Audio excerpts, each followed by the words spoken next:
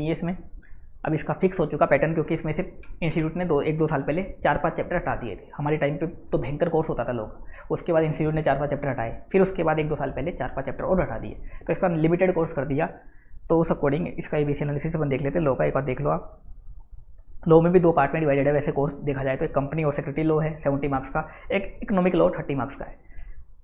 आपको मटेरियल क्या फॉलो करना है, अगर आप कोई फैकल्टी के कंसेप्ट नोट्स फॉलो करते हो तो कंसेप्ट नोट्स देख लेना, नहीं तो स्टडीमेट अगर आपको फॉलो करनी है तो स्टडीमेट ही आप फॉलो कर सकते हो। कंसेप्ट नोट फॉलो करते हो तो आप कंटिन्यू कर सकते हो, बस वो स्टडीमेट से मैच होनी चाहिए। दूसरा, क्वेश्चन के लिए कोई कंपाइलर ले सकते हो जो इंस्टीट्यूट का कॉपी पेस्ट हो। दूसरा, अगर आपके पास कोई कंपाइलर नहीं है तो स्टडीमेट के क्वेश्चन, RTP और पास्ट पेपर के आपको क्वेश्चन देखने पड़ेंगे। अब ABC एनालिसिस देख लेते हैं। कैटेगरी ए जो इंपॉर्टेंट चैप्टर है, सबसे पहले appointment and qualification of director वाला चैप्टर, दूसरा मीटिंग ऑफ बोर्ड वाला चैप्टर, तीसरा appointment and remuneration of managerial personal. ये 3 चैप्टर काफ़ी ज़्यादा इंपॉर्टेंट है। तीनों चैप्टर लगभग 30 मार्क्स तक आते हैं, 30 to 35 मार्क्स तक आ जाते हैं। ये तीनों आपको अच्छे से करने हैं। इसके बाद IBC का चैप्टर भी काफ़ी इंपॉर्टेंट है। 10 मार्क्स का मिनिमम वेटेज है, 10 to 15 मार्क्स तक ये आता है। मिनिमम 10 मार्क्स, मैक्सिमम 15 मार्क्स, ये चैप्टर आपको करना ही पड़ेगा। अगला PMLA काफ़ी ज़्यादा इंपॉर्टेंट हो गया है। ये भी मिनिमम 10 मार्क्स, इसका भी फिक्स हो गया, 10 मार्क्स तक आएगा। हो सकता है 15 नंबर तक भी ये आपको मिल जाए PMLA। तो IBC PMLA भी आपको अच्छे से करना है। फिर FCRA भी 5 से 6 नंबर का आता है, ये भी आपको कैटेगरी ए में कवर्ड है। इसके बाद सेबी और सेबी का LODR रेगुलेशन, जो भी आपके मॉड्यूल में दे रखा है, सेबी के LODR रेगुलेशन जितना भी आपके मॉड्यूल में दे रखा है वो आपको देखना पड़ेगा। इसमें भी इस चैप्टर का भी लगभग 6 से 8 नंबर का वेटेज है। और लास्ट फॉरेन कंपनी छोटा सा चैप्टर है, 4 नंबर तक आ जाता है, लेकिन छोटा सा है तो ये कैटेगरी ए चैप्टर है। तो ये 8 चैप्टर हैं जो कैटेगरी ए हैं, इनको तो आपको करना ही है, इनमें आप कुछ भी नहीं छोड़ सकते। लगभग 80 मार्क्स का इन चैप्टर का वेटेज रहता है। इनके लिए वही मैंने बताया आपको नोट्स देख सकते हो, या किसी भी फैकल्टी के अगर आपने नोट्स फॉलो करें तो नोट्स देख लो, नहीं तो स्टडीमेट से आप इनको कवर अप कर सकते हो। क्वेश्चन के लिए कोई कंपाइलर देख लो जो सेम टू सेम हो, सेम कंपाइलर आपके पास नहीं है तो आप स्टडीमेट, पास्ट पेपर वगैरह देख सकते हो। लॉ का हमारा कोई क्वेश्चन बैंक नहीं है। ये है कैटेगरी ए। इसके बाद हम आते हैं category B chapter. Category B में एक आर्बिट्रेशन है, 4-5 नंबर का चैप्टर आ जाता है। आर्बिट्रेशन हमेशा आता है, ये भी फिक्स है, इसका क्वेश्चन आपको मिलेगा। दूसरा फेमा का गारंटी से आपको क्वेश्चन मिलेगा, लगभग 6 नंबर तक आने लग गया। पहले जब ज़्यादा चैप्टर होते थे तब फेमा के 3 से 4 नंबर का क्वेश्चन आता था, लेकिन अब ये 6 नंबर तक आने लगा है। 6 मार्क्स का फिक्स है, हो सकता है 8 मार्क्स तक चला जाए, तो 6 to 8 मार्क्स फेमा आता है। फेमा के लिए आप ऐसा कर सकते हो, खाली क्वेश्चंस देख लो, या जिन जिन सेक्शन के क्वेश्चंस हैं, जिन जिन सेक्शन के क्वेश्चन हैं उन सेक्शंस को पढ़ लो, क्योंकि काफ़ी लेंथी चैप्टर है फेमा। इसके बाद तीसरा चैप्टर इंस्पेक्शन, इंक्वायरी, इन्वेस्टिगेशन। ये ज़्यादा बड़ा चैप्टर नहीं है, लेकिन इसका भी एक क्वेश्चन आपको मिल जाएगा 4 नंबर तक का, ये भी आपको कवर अप करना है, कैटेगरी बी है। इसके बाद कॉम्प्रोमाइज, अरेंजमेंट एंड अमालगमेशन और एक ऑपरेशन एंड मिसमैनेजमेंट। इन दोनों चैप्टर में एक चैप्टर तो गारंटी से आएगा, हो सकता है दोनों का एक क्वेश्चन मिल जाए आपको। एक चैप्टर 5-6 नंबर का आ जाएगा, या दोनों चैप्टर से 4-4 नंबर का एक क्वेश्चन आपको मिल सकता है।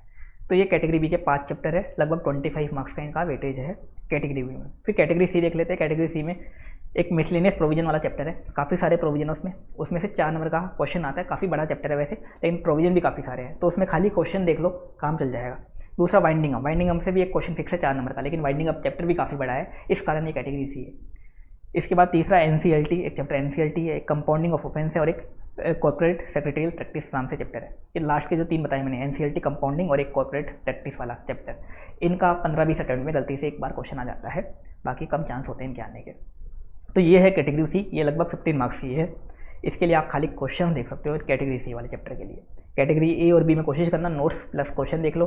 फेमा में अगर आपसे नहीं हो पाए तो जिन क्वेश्चंस के, जिन टॉपिक के या जिन सेक्शन के नोट्स, जिन सेक्शन के क्वेश्चंस बने हुए हैं उन सेक्शन को अच्छे से पढ़ लो और उनके क्वेश्चन देख लो। और कैटेगरी सी में खाली क्वेश्चन देख के आप काम चला सकते हो। बाकी लोग का अब जो सिलेबस है इतना बड़ा नहीं है जब पहले होता था। पहले क्या होते थे, काफ़ी सारे चैप्टर होते थे, आपको पता होता था। सरफेसी होता था, एक SCRA होता था, इसके अलावा हमारे टाइम पे तो प्रोड्यूसर कंपनी नाम से एक चैप्टर होता था, और भी काफ़ी सारे चैप्टर होते थे लोग में। पहले हमारे टाइम पे कंपटीशन एक्ट था शायद, ऐसे काफ़ी सारे चैप्टर थे जो इन्होंने कम कर दिए। एक इंटरप्रिटेशन वाला एक चैप्टर होता था हमारे टाइम पे। देखो लॉ में स्किप मत करना, स्कोरिंग सब्जेक्ट है अगर देखा जाए तो, IDT की तरह स्कोरिंग सब्जेक्ट है ये भी। मतलब इसमें कोई फेल नहीं हो सकता, अगर ठीक से पढ़े तो लॉ में फेल नहीं हो सकता कोई भी। हाँ, कोई ऐसे भी नहीं ला सकता कि 80-90 मार्क्स ले आएगा, पर इसमें कोई फेल भी नहीं हो सकता। मतलब 50-60 नंबर कोई भी आराम से इसमें ला सकता है। कोर्स लिमिटेड है, क्वेश्चंस भी ऐसा कुछ स्पेशल नहीं आते कि बिल्कुल ही घुमा फिरा के आते हैं। पहले एक बार स्टार्ट हुए थे इनके थोड़े बहुत घुमा फिरा के क्वेश्चन देने लो में इन्होंने स्टार्ट किए थे, लेकिन अब इतना नहीं देते, नॉर्मल क्वेश्चन पूछते हैं। हाँ, नए क्वेश्चन जरूर आते हैं लो में, ऐसा नहीं होता कि सारे क्वेश्चन रिपीट होते हैं। अगर आप क्वेश्चन बैंक कर लोगे या कोई भी कंपाइलर कर लोगे या स्टडीमेट आरटीपी एमटीपी के क्वेश्चन भी कर लोगे तो भी पेपर में आपको नए क्वेश्चन मिलेंगे। इनमें से भी कुछ क्वेश्चन मिल जाएंगे 20-25 नंबर के, लेकिन बाकी पेपर आपको न्यू मिलेगा इसमें लो में। अब प्रेजेंटेशन कैसे करनी है एक और देख लेना, इसमें पहले भी बता रखी है, फिर से बता देता हूँ।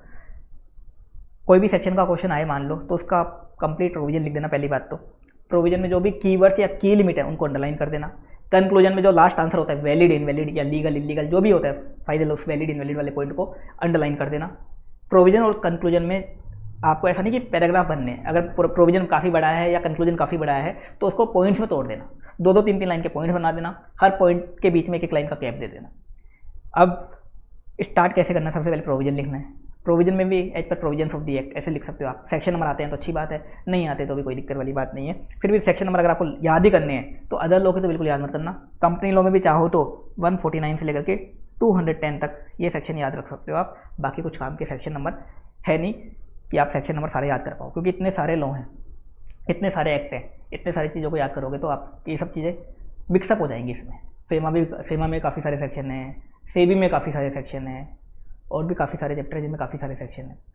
तो चाहो तो कंपनी ऑडिट वाले या जो बोलते हैं कंपनी लॉ वाले जो स्टार्टिंग के सेक्शन है वो आप याद कर सकते हो, और नहीं आते सेक्शन कोई दिक्कत वाली बात नहीं है। As per provisions of the dash act, जो भी एक्ट है उसका नाम लिख के आपने ऐसा स्टार्ट कर दिया कि प्रोविजंस को टुकड़ों में बांट दिया।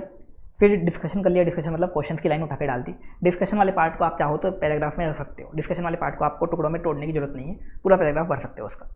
उसके बाद लास्ट में कंक्लूजन दे सकते हो, वैलिड इनवैलिड। अगर कंक्लूजन बड़ा है मान लो तो कंक्लूजन को भी आपको टुकड़ों में तोड़ना है, कंक्लूजन को भी क्या करना है आपको टुकड़ों में तोड़ना है। ये हो गया अपना लॉ का ABC एनालिसिस कंप्लीट। अब हम बनाते हैं आगे।